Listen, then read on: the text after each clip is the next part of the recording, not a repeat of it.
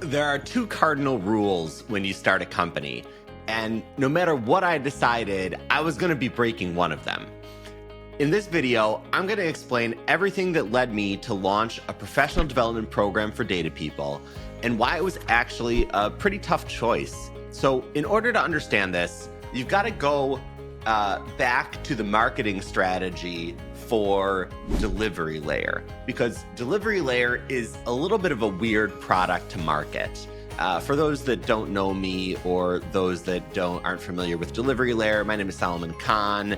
I am a longtime data leader, data executive, and I am the founder of a data startup called Delivery Layer. Delivery Layer does customer-facing data applications. So like if you have data that's inside your company and you need to get a customer portal, you need to get that data out with visualizations and dashboards and APIs, then Delivery Layer, a company that helps you do that. We pretty much build your application. We make sure you are all set up and ready to go.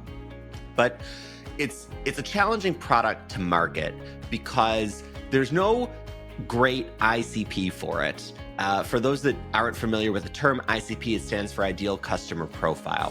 Some businesses, it's very clear that you're always going to go after the VP of marketing, or you're always going to go after the VP of data. But for in a specific industry, so if you do healthcare analytics, you'll go after the chief data officer of healthcare companies, et cetera, et cetera. What's challenging about the delivery layer market is that there isn't a great ICP. I was talking to someone else in the industry who has a similar-ish type of product, and he called it sort of undifferentiated customer. It's you don't know who's going to buy it. Is it a head of product? Is it an engineering team? Is it a sales team that, has a data set or that needs to report on data in order to close a big sale? Is it a data leader? And the types of companies that need to build an application that gets their data outside their company are also varied. You've got some companies that clearly that's their product, right? Like, a Nielsen, where I used to work. But for most other companies, it's tough to understand exactly who the customer is. And so as a result of that, my strategy for marketing Delivery Layer when I launched it was to go online and try to establish a broad presence and brand, because the other benefit, that's the challenge. The benefit of this is no one's really locked down this market. And so if I could establish a brand online of people who knew that Delivery Layer could do these kinds of applications and power these kinds of applications, then that would be beneficial, right? That would be great. And in addition to the company, I think, being a good fit for sort of broad influencer type marketing, I also had experience at multiple companies seeing the impact that sort of the influencer go-to-market model has. But when I was at Nielsen, I was working in the Nielsen sports business, and you might not necessarily make this connection, but actually that's the business that is closest to the influencer market, because almost all of the top influencers in the world are sports figures, and brands get immense value from partnering with these sports figures. We did a lot of work helping to understand that.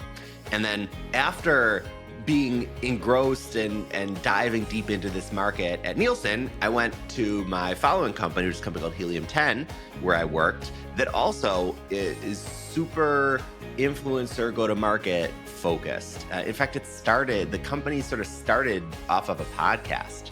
And the people who launched the business had this podcast, and they were trying to help people who were selling on Amazon, and they built some data tools to essentially help people in that market. And then the business ended up growing pretty substantially based on that. And so when I got to Delivery Layer, between me having a couple of different examples of where this influencer go-to-market was so successful, and then also having Delivery Layer as a product not fit. Like I couldn't just cold email 10,000 people who were my very specific potential customer, because I don't yet know who that specific person is inside the company. Maybe that's something that I will figure out more over time, but still at the stage that I'm at, even when I've done experiments like that, it's been very tough to find within a company who's even responsible for these applications. There's a lot of exploring that goes on before you find the right person. So I decided, okay, I'm gonna start this influencer thing. I've never been on social media in any capacity. In fact, I was very early. I was still in college when Facebook launched, and I was pretty early in like when my university got access, but I never posted on there. I never posted on Instagram, anywhere.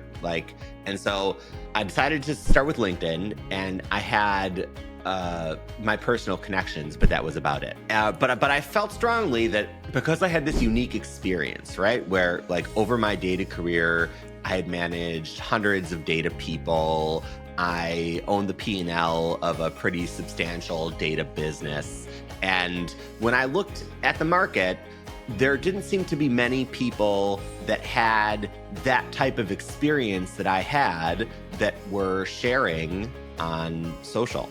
And not because there was anything particularly unique about me as an individual, but just because I was one of the few people that actually has gone through what it means to do some of these things inside big companies, right? Because I have seen and managed people across their data career from junior level to retirement, or because I have had some of these experiences of leading a business that is built on top of AI, that has a lot of revenue relying on the results of those AI models, and then understanding how do you manage that in production and how do you deal with the challenges. I felt like because I had all of these experiences, I could offer something unique to people that they'd be really interested in learning about, because it could help give them more perspective on the data industry and help them in their own careers. And I think that's been pretty successful. Overall, I started with essentially nothing, and I am, as we are filming this, closing in on 15,000 LinkedIn followers, which is still crazy. And all of it has been consistent little by little. I haven't ever I've had a couple posts go viral, but I haven't ever like blown up where I just had this like step function of my followers. It's just gone up little by little over time. And I've really enjoyed it. It's been great. It's been great building an audience and getting to meet a lot of people and getting to help people. So that's been my journey so far on the influencer side. And in terms of business results, it's interesting. I thought that there was going to be more inbound that I would get from social. What I've found is that there's not as much inbound as I expected. And I've talked to some other people with some other businesses, and I think that I was just off on my expectations, because I talked to someone, for example, that has like 10 times my audience. They get about 10 times my inbound. So I think it's one of those things. You keep growing over time. You build a brand. It all builds on itself. So I don't think I'm off there. I think I was off in my expectations. But it has been really good at a couple things. It's been great at nurturing, which is that once people are sort of in the delivery layer ecosystem, then I can kind of stay connected to them. Delivery Layer is a small startup. And so being able to keep relationships going with people and have them get a better sense of the way that we approach things and the way that we think about data products and the way that we think about driving value with data, I think is important, because when you do business, a small company, you really want to understand what they are, how they're approaching things. So especially for data systems, right? So that part has been really good. And so to me, I think so far it's been pretty successful. And I started to think about, all right, so what comes next? How do I just stay the course? Do I make any changes? And this is where I came up against the 2 cardinal rules. So I came up with this idea for wanting to do more for people, because I felt like LinkedIn, and primarily focusing on LinkedIn, has been a little bit limiting because of the form factor of LinkedIn. And there is just, I could give high level advice, but there's just so much that goes into good data work, and that I've seen over my career what the top data people do differently. And there's so much that I wanted to share that I just didn't see LinkedIn as the right place to share that. And I felt like it could be so helpful for data people, especially mid-level and senior data people who struggle to understand what comes next. And once you're in the industry for a while, skill development and getting better becomes harder, because it's not like you're learning what Git means, or it's not like you're learning how to deploy a machine learning model for the first time. You've done some of the basics, but what does it mean to become excellent, and who's there to help hold a high bar? I just thought there was a lot of opportunity there for data people, especially in an industry environment where everybody is talking about how do we make sure that data teams drive business value. To me, the answer is very clear. It's by having data people who are excellent at driving business value. And you get a data person who's excellent at driving business value, you put them in almost any organization, and they will help make you better. And it's all about how do you get all of your data people, and how do you yourself get to that level of skill. So I saw this opportunity. I was really excited about it. And this is where we come across the 2 cardinal rules for small companies the size of Delivery Layer, small startups. And they are as follows. Rule number 1, you have to stay focused, because there are a billion things that you could do as a business, and you can't do them all. In fact, you can't do a tiny fraction of them. In fact, you can't even do that tiny fraction. You need to do less than that tiny fraction.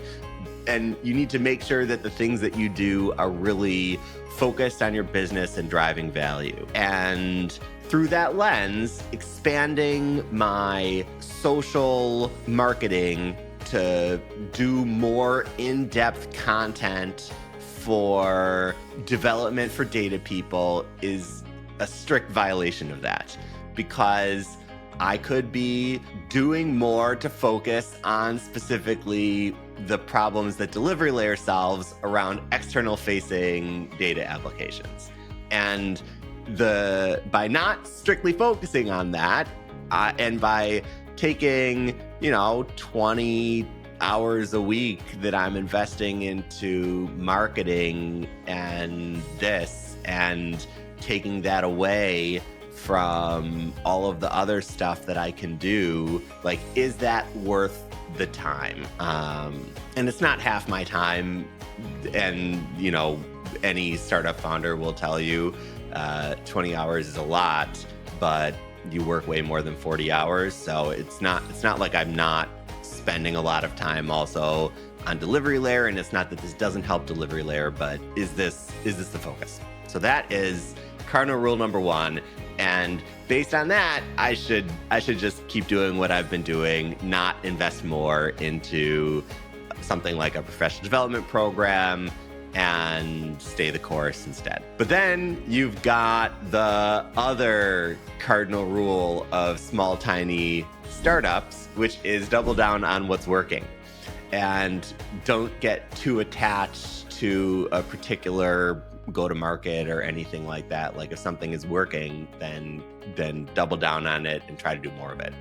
And through that lens, this online audience growth is absolutely working. I've got a very senior and well-respected following. Like, LinkedIn gives you terrible analytics, but if you export your connections, you can see sort of who's following you and how senior they are, and you can look through. And I've got a very senior audience of data people that follow me on LinkedIn. And I've got this opportunity to continue to grow that and continue to have that work. And the more that grows, the more it also kicks off to delivery layer. And so from that lens, of course I should do this and double down on what's working. And there's a clear path to winning through doubling down on this way. So just do it. So I needed to make a choice. And this is one of those things that as a data person, you will realize that many of the big choices in business, data can help inform, but there's ultimately no data that will help you make a decision like this. It's all about competing stories, right? Is the story on one hand that growth and helping people is going well, but it's sort of not something, it's not the core focus. And so by focusing on this, that's how you're going to be successful.